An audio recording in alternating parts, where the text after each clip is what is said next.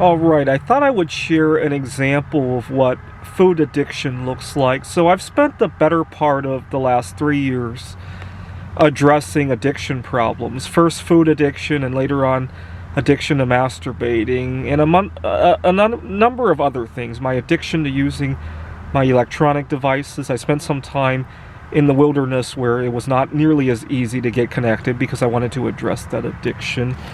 But today I'm out stargazing, and I am so addicted to dark baking chocolate that I will put up with the mess that it can kind of make during the summertime.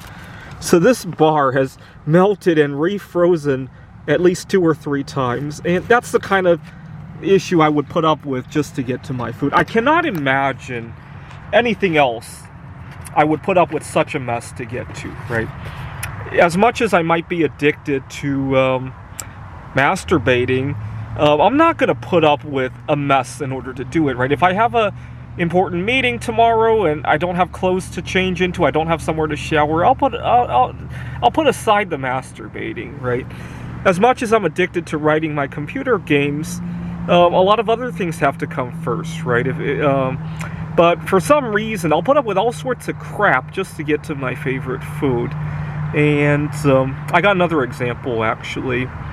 One of the few places I can go out for a meal is the Whole Foods.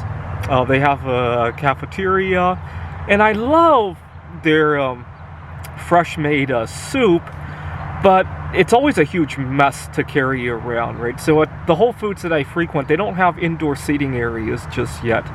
Can't really sit outdoors when it's 100 degrees, so I'll have to take it somewhere. I can't tell you how many times it's spilled in my car, on my clothes, and I was at the King County Library in Bellevue when I spilled the entire container on the floor. They're really embarrassing. And their containers are just very wimpy. And when I talked to Whole Foods about that, they said that they were trying to be environmentally friendly. They have compostable containers. But I gotta question that. How environmentally friendly is it still when people spill and then they have to get their car detailed, right? Or the library has to steam clean their carpets. You know, that's a lot of energy and water and other chemicals that need to be used in order to do that. How environmentally friendly is it when stuff spills in somebody's backpack and it ruins their cell phone? They need a new cell phone, right? And cell phones use up a lot of metals that are not necessarily renewable, rare earth metals.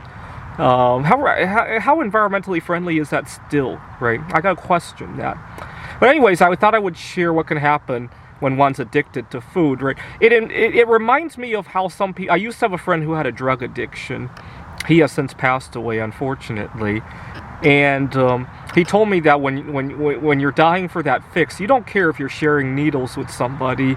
You don't care about the impact on your career and all that. And my food addiction kind of feels like that from time to time. A lot better than it has been in years past.